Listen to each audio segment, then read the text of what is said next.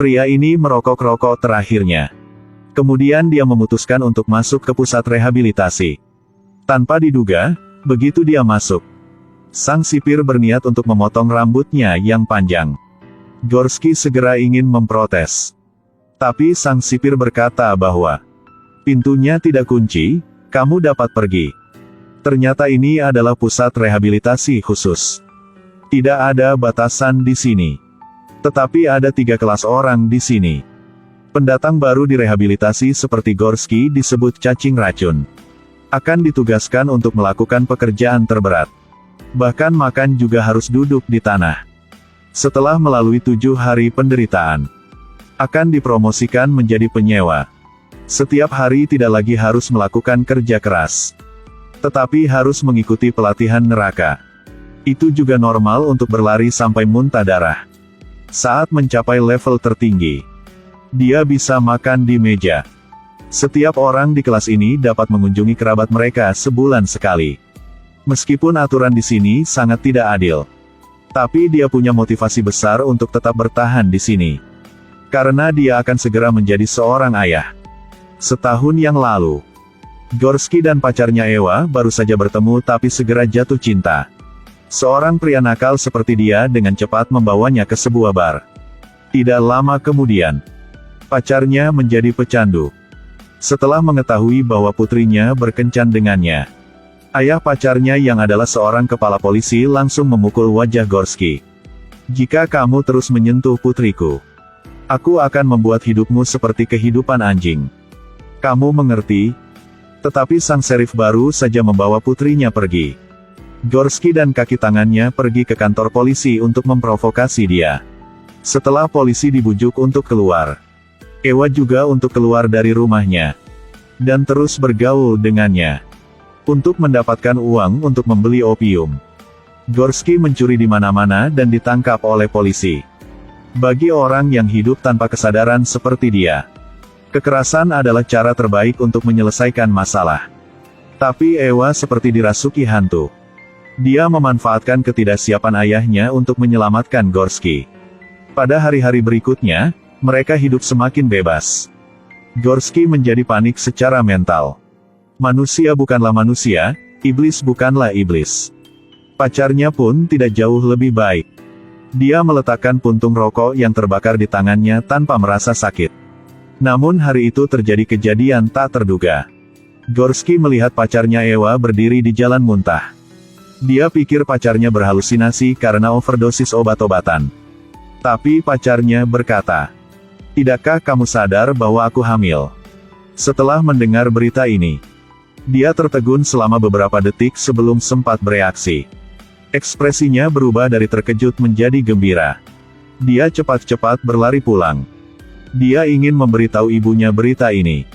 Tak disangka, begitu masuk ke dalam rumah, Gorsky melihat sosok ayahnya memukuli ibunya.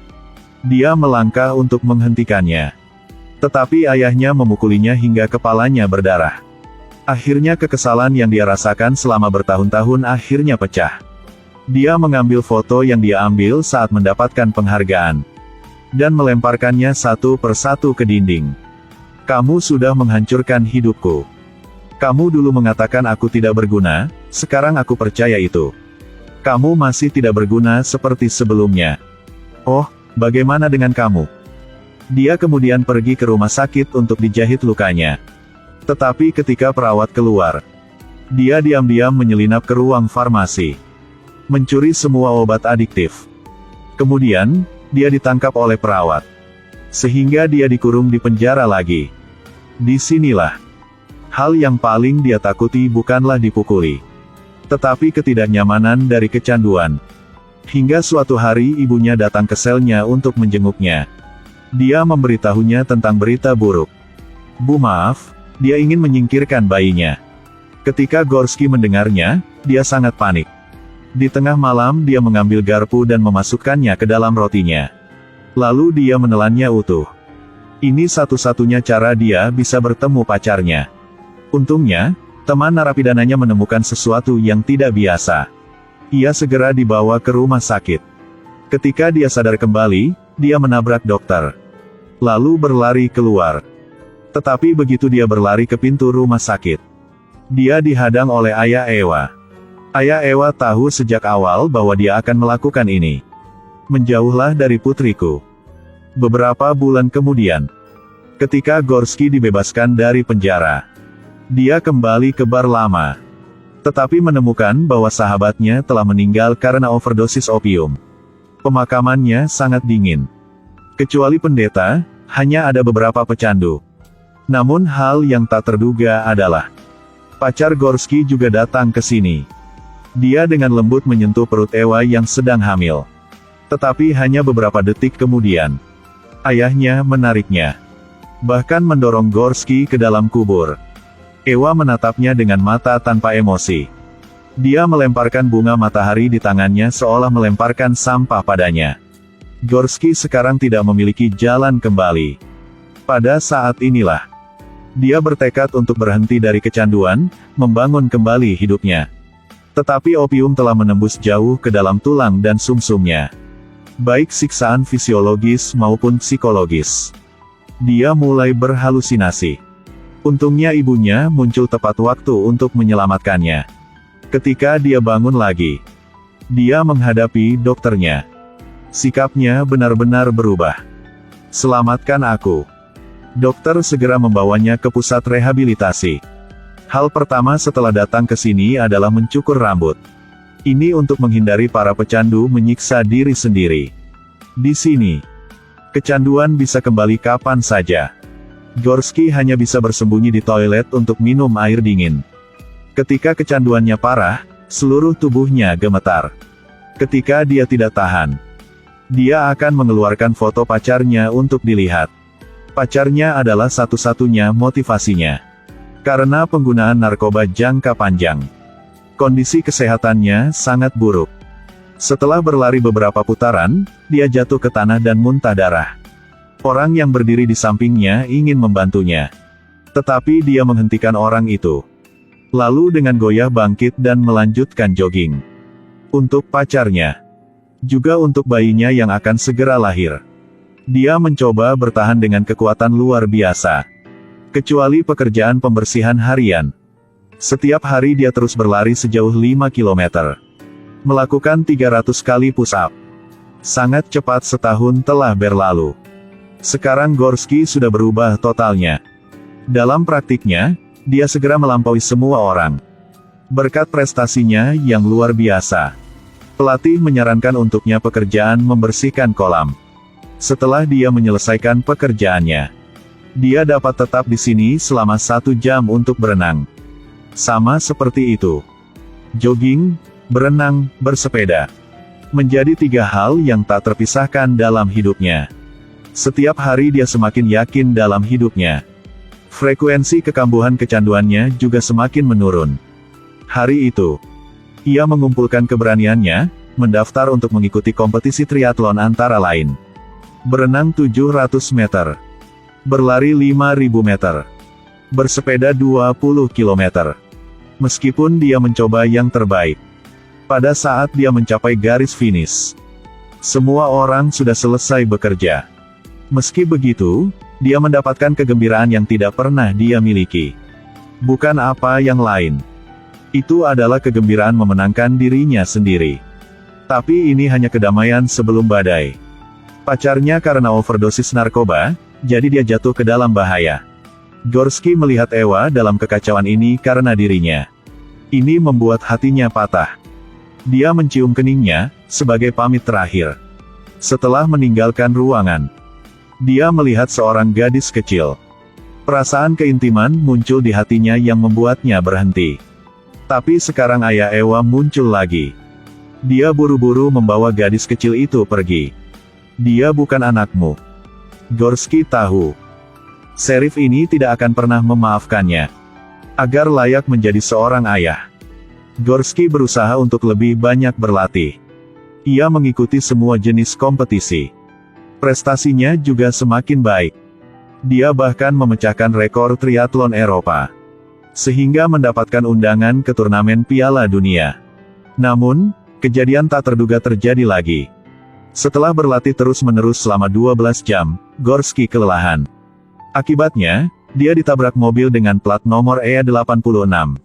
Yang lebih menakutkan adalah, karena perawat tidak tahu bahwa dia memiliki riwayat kecanduan opiat, dia memberinya suntikan morfin untuk menghilangkan rasa sakitnya. Harus tahu bahwa, bagi pecandu yang sukses, ini tabu. Pada malam hari, kecanduannya kambuh lagi. Di tubuhnya seolah-olah ada ratusan ribu cacing merayap. Rasanya seperti mereka mencabik-cabik tubuhnya. Ketika Gorsky akan pingsan, dia merasa seperti melihat putrinya. Malam itu, dia mencoba yang terbaik untuk menahan kecanduan. Tetapi kali ini dia terluka parah. Dokter mendiagnosis bahwa dia tidak akan bisa lagi berjalan sendiri. Apalagi bersaing memperebutkan Piala Dunia. Imannya benar-benar hancur. Dia berlutut dan menangis keras. Setelah jauh ini, semua orang bisa melihat perubahannya. Termasuk ayah Ewa. Kali ini, dia tidak memarahinya lagi. Lirka. Nama putrimu adalah Lirka. Mendengar ini, imannya kembali menyala. Demi putrinya, dia harus berdiri lagi. Bahkan jika dia jatuh, dia juga harus berdiri. Tidak peduli seberapa sulitnya, dia bertahan dan tidak menyerah. Sulit untuk membayangkan bagaimana seorang pria tidak dapat dikalahkan oleh opium. Seberapa kuat keinginannya? Dalam sekejap mata, setengah tahun telah berlalu. Kebugarannya kembali normal. Tetapi ketika dia dan pelatihnya pergi ke AS untuk bertanding, dia diberitahu bahwa jarak triathlon ini telah berubah 2 kali lipat dari sebelumnya. Itu artinya berenang sejauh 8 km, bersepeda 360 km, dan terakhir lari 84 km. Perlu tahu bahwa balap iblis di tempat ini telah mengambil nyawa peserta yang tak terhitung jumlahnya. Pelatih menasihatinya untuk menyerah. Tetapi dia sangat gigih. Aku harus bergabung. Suara tembakan terdengar. Adalah saat kompetisi dimulai. Para pemain terjun ke laut satu persatu. Tetapi ketika dia baru saja berenang beberapa ratus meter, cedera sebelumnya hampir membuatnya mati lemas. Staf dengan cepat menempatkannya di pelampung. Tetapi begitu dia bernapas lagi, dia segera kembali ke trek. Ketika dia sampai di darat, dia dilampaui lebih dari 10 menit oleh para lawannya. Tapi konten selanjutnya adalah keahliannya. Gorsky menggunakan semua kekuatannya untuk mengejar mereka. Dia melewati satu persatu. Ketika beralih ke lari ketahanan, dia naik ke posisi pertama. Tetapi pada 10 km terakhir, kakinya terluka parah. Pelatih datang. Menemukan kakinya sekarang berdarah. Pelatih menyuruhnya menyerah. Tetapi dia menolak. Dia menggunakan pisau kecil, memotong ujung sepatu. Melakukannya untuk mengurangi gesekan. Lalu dia terus berlari saat menahan rasa sakitnya. Sekarang Gorsky hanya bisa mengandalkan kemauannya untuk terus bertahan. Saat lelah, dia tersesat dalam halusinasinya. Teman baiknya yang telah meninggal. Pacarnya yang telah pergi selamanya. Semua seperti sutra laba-laba, mereka datang kepadanya untuk meminta bantuan. Dirinya yang lama berdiri di kakinya. Gorsky, kamu berlari ke arah yang salah lagi. Semua orang ada di sini. Tapi kamu tidak di sini. Dia tidak ragu-ragu. Dengan tegas meninju halusinasinya secara langsung. Langsung hancurkan ilusi dirinya sendiri. Dia kembali ke dunia nyata. Di seberangnya adalah garis finish. Gorsky mencoba yang terbaik untuk berlari ke depan. Tetapi kakinya tidak memiliki kekuatan lagi. Dia jatuh dengan keras ke tanah. Hanya bisa menggunakan tangannya untuk terus merangkak ke depan. Saat inilah, tampaknya putri dan pacarnya sedang menunggunya.